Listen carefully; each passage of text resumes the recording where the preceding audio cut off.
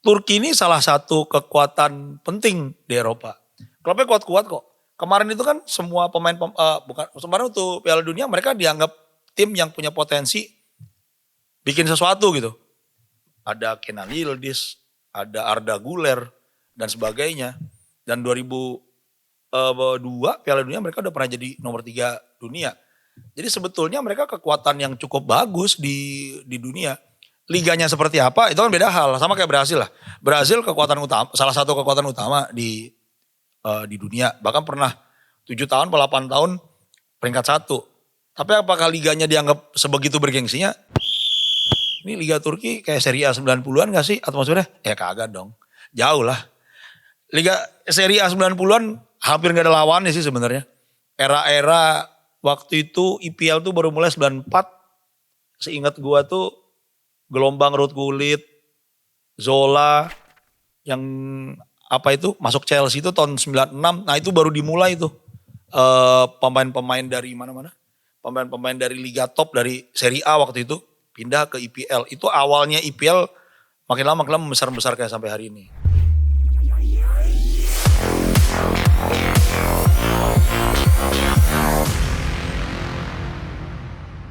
Kita balik lagi nih di Gudang Bola nih. Bersama saya Andi Bahtiar Yusuf, di situ juga ada Beben Uganda dan Dungki NJ Mania. Jamin NJ Mania tuh ngaku-ngaku aja abangnya katanya The Jack.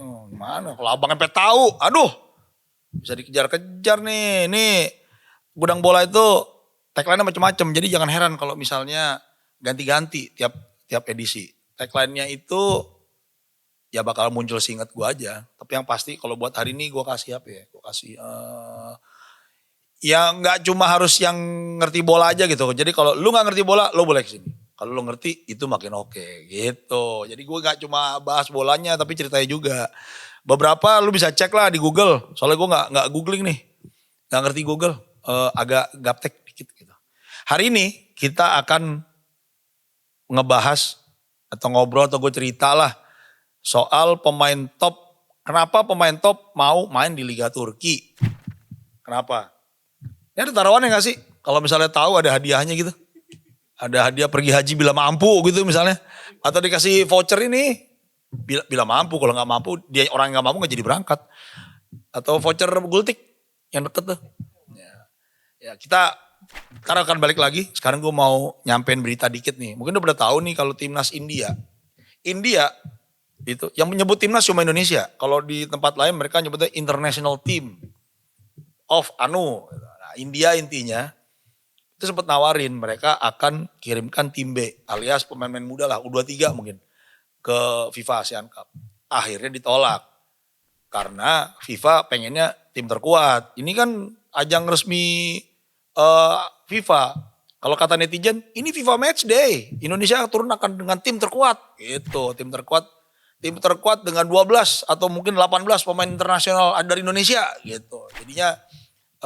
Jadinya FIFA menolak. Lalu netizen kita bilang India takut kalah, ini takut kalah. Padahal kalau dilihat lagi deh, India itu peringkatnya terus 38. Sekarang coba nih di ruangan ini tanpa googling deh, jangan kalian lulul pada yang lagi pernah nonton. Tahu nggak sekarang pemain paling populer di India? Gue terakhir tahu pemain India tuh ya cuma Baichung Bhutia. Itu aja orangnya udah pensiun. Terus sempat ada siapa tuh yang top juga tuh. Udah pensiun juga. Sunil Chhetri kalau nggak salah namanya. Sunil Chhetri itu salah satu pencetak gol terbanyak sepanjang masa lah. Kalau nggak pokoknya itu peringkat 3 apa 4 sebelum Ali Daei nomor 1 waktu itu. Habis itu Sunil Chhetri kalau nggak salah ya. Sebelum akhirnya Ali Daei dari Iran disusul oleh si Cristiano Ronaldo. Cristiano Ronaldo kan kita tahu semua lawannya siapa. Sunil Chhetri lawannya siapa? Ya kita nggak tahu. Nggak tahu. Segitu tidak populer sepak bola India sama kita. Jadi menurut gua ya mereka nggak ikut gak usah disayangkan. Pakistan aja coba peringkat 198. Gue malah menduga ini kejuaraan emang dikasih sama FIFA supaya kita bisa berbesar hati jadi juara. Akhirnya Thailand masih tim kuat, Vietnam masih tim kuat. Kita perlu tim kuat lain nih di divisi satunya FIFA ASEAN Cup. Gue sih berharap Australia bisa dipaksa buat ikutan dan harus turun dengan skuad terbaik.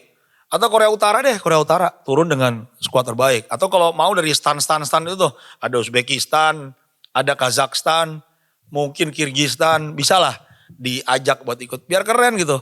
Kan kita merasa tim kita udah sebegitu hebatnya. Tahu-tahu kita merasa, kita bangga tim kita ngalahin Thailand, Vietnam, India, Pakistan. Pakistan tuh pada tingkat 98. Hal dari sepak bola yang terkenal dari Pakistan tuh cuma produksi bolanya. Kalau lu nonton pertandingan Piala Dunia, itu lu bisa melihat itu orang-orang Pakistan bawa bendera. Pakistan diwakili oleh bolanya di pertandingan Piala Dunia.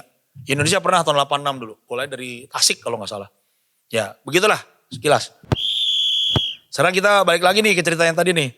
Banyak pemain top Asia, Eropa, liga-liga besar Eropa, macam-macam lah. Ada Muhammad Salah misalnya. Dulu ada Roberto Carlos misalnya. Itu pindah ke klub-klub mana gitu. Tapi ke MLS misalnya. Thomas Muller ke MLS kan. Sekarang ada fakta menarik nih. Turki. Sebenarnya udah cukup lama sih. Roberto Carlos sudah lama langsung ke Turki. Victor Osimhen juga, bahkan juga pindah ke Turki. Mason Greenwood yang baru-baru ya. Marco Asensio. Ada Romelu Lulemes dan Lukaku gitu. Ada filmnya kan Romelu Lukaku itu tau kan lu? Suamiku Lukaku. Yang main Aca. Ada posternya tuh. Kenapa Turki? Ya karena Turki kalau menurut gua salah satu liga elit, punya liga elit. Walaupun perhatiin deh, perputaran pemainnya gak akan jauh-jauh dari Fenerbahce, Besiktas, dan Galatasaray. Ini praktis 3 klub yang ada di Istanbul semua. Sekarang ada agak menarik karena ada siapa namanya Muhammad Salah baru aja pindah ke Trabzonspor. Klub besar juga di sana, tapi nggak cuma 3 besar ini aja. Ini 3 klub yang menarik nih, klub yang berseteru.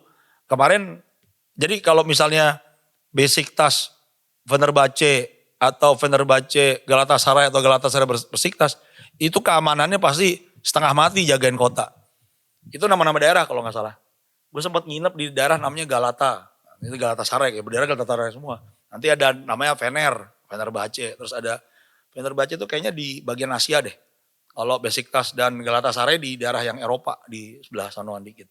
Tuh perseteruannya luar biasa. Kemarin ada di thread, ada orang kesel, orang Bandung. Dia bete karena dia pakai jersey Persib di Jakarta. Terus diomelin orang suruh lepas. Terus ada yang komen gini, lu bayangin lu pakai jersey Besiktas tapi di Istanbul. Ya kagak apa-apa itu sih. Asal jangan salah masuk kampung orang aja. Masuk kampungnya Fenerbahce misalnya mungkin suruh lepas juga. Jadi gitu. Nah Salah masuk ke Trabzonspor itu apa penyebabnya? Apakah peta kekuatan Turki berubah? Menurut gua Turki ini salah satu kekuatan penting di Eropa. Klubnya kuat-kuat kok. Kemarin itu kan semua pemain, kemarin untuk Piala Dunia mereka dianggap tim yang punya potensi bikin sesuatu gitu. Ada Kenan Yildiz, ada Arda Güler dan sebagainya. Dan 2002 Piala Dunia mereka udah pernah jadi nomor 3 dunia. Jadi sebetulnya mereka kekuatan yang cukup bagus di dunia. Liganya seperti apa itu kan beda hal. Sama kayak Brasil lah. Brasil kekuatan utama, salah satu kekuatan utama di dunia. Bahkan pernah 7 tahun atau 8 tahun peringkat 1. Tapi apakah liganya dianggap sebegitu bergengsinya? Enggak juga. Turki liganya cukup bergengsi. Minimal 3 klub yang tadi gue sebut itu klub yang cukup mau bayar dengan harga tinggi. Mauro Icardi ada di sana. Osimhen tadi ada di sana. Dulu di Besiktas ada Ryan Babel juga pernah di sana. Jadi kadang-kadang tidak harus pemain yang udah masuk udah mau habis masanya sih. Dan kalau lu langganan itu tuh streaming anu.com itu yang ada La Liganya, terbilang promo lagi di sini. Ada La Liganya, kalau bayar mahal dikit lo nonton IPL, itu ada kok Super League, League-nya LIG, Liga Turki. Nah si Liga Turki itu sebenarnya bagus. Dan kalau menurut gue Liga Turki jauh lebih menarik, lebih seru ditonton daripada nonton MLS. Gue pernah nonton MLS yang ketiduran dulu. Liga Turki cukup seru. Dibanding Liga Jepang aja, MLS tuh menurut gue seruan nonton Liga Jepang. Liga Turki ya lebih power lah mainnya. Mason Greenwood yang di MU goyang-goyang lalu dipindahin kan. Dia pindah ke Turki dan kemudian dapat ininya lagi. Main di liga yang levelnya tetap kompetitif. Dan ketika timnya turun ke Champions League tetap kompetitif gitu. Nah, apa namanya?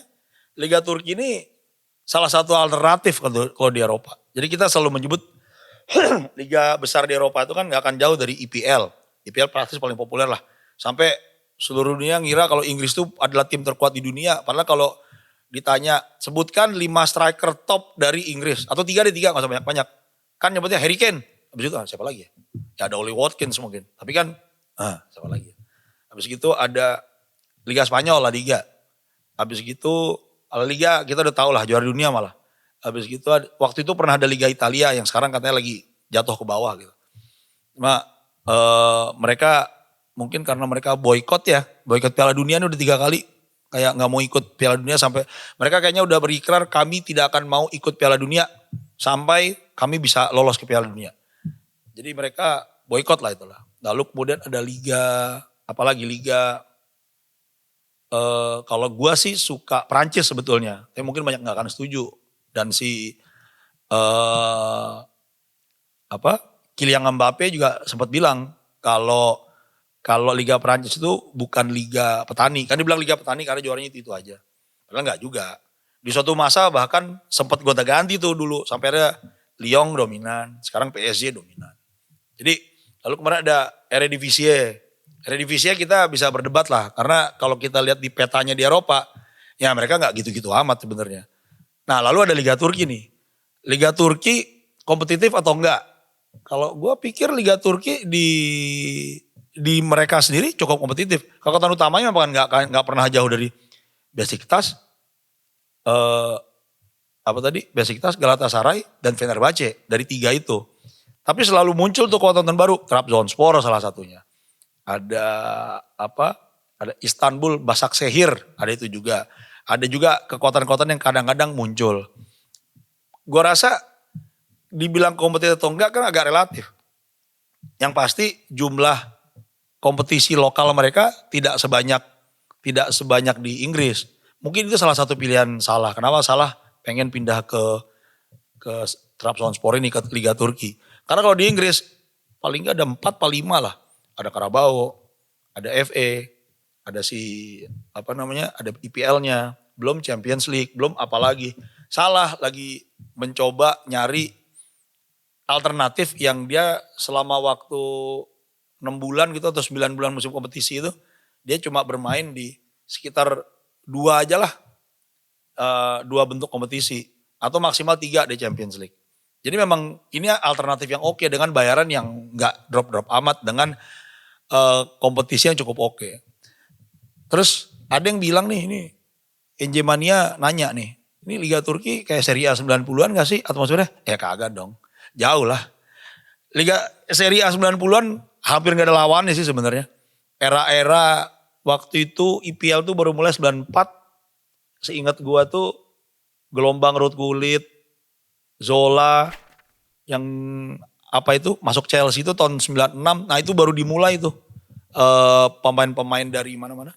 Pemain-pemain dari Liga Top dari Serie A waktu itu pindah ke IPL. Itu awalnya IPL makin lama membesar-besar kayak sampai hari ini. Nah sekarang gue merasa Liga Turki perlu diperhatikan juga. Jadi mungkin perlu nonton tuh di tit.com itu pertandingan Super League Liga Turki. Minimal lo akan coba mencari Salah di situ. Dulu gue nyari Icardi awalnya, makanya gue menemukan pertandingan seru nih. Gitu. Nah, kapan Liga Turki benar-benar bisa menjadi destinasi utama sepak bola Eropa? Nah, buat siapa nih? Kalau buat kita penting. Gue pengen banget pergi ke Turki ketika Besiktas ketemu Galatasaray. Kenapa? Karena kan buat kita gampang banget. Kan kita free visa, tinggal cabut aja. Apalagi sekarang ada Trabzonspor nih, ada Salah di sana. Jadi perlu buat jalan-jalan gitu sekali-sekali kalau lo punya duit ya pergi ke Turki. Cari pertandingan yang seru. Datang di ketika Champions League match day dan ada pertandingan penting. Ya sekarang mungkin lu bisa nyari Trabzonspor lawan Galatasaray, tungguin di Istanbul di kandang. Gitu. Sekian dulu ngomongin Turkinya. Dan feeling gue Salah mungkin gak akan lagi berfoto-foto dengan dengan pohon Natal. Karena Turki mayoritas Muslim. Apa semua Muslim ya? Tapi mereka negara sekular sama kayak kita. Cuma masjidnya gede-gede. Salah mungkin pengen sholat di masjid-masjid gede itu tuh. Di Sofia Haq misalnya. Itu masjid yang unik dan keren. Lu mesti lihat lah. Karena ketika lu Jumatan, lu ngeliat gambar Bunda Maria di atas sana gitu. Ditutup kalau lagi Jumatan karena kita pakai sholat kan. Jadi adalah motivasi-motivasi kayak gitu. Seperti pemain-pemain pada ke Liga Arab yang Muslim terutama Benzema, Mane. Kenapa? Karena jadi gampang naik haji gitu. Yuk sampai ketemu lagi di episode selanjutnya.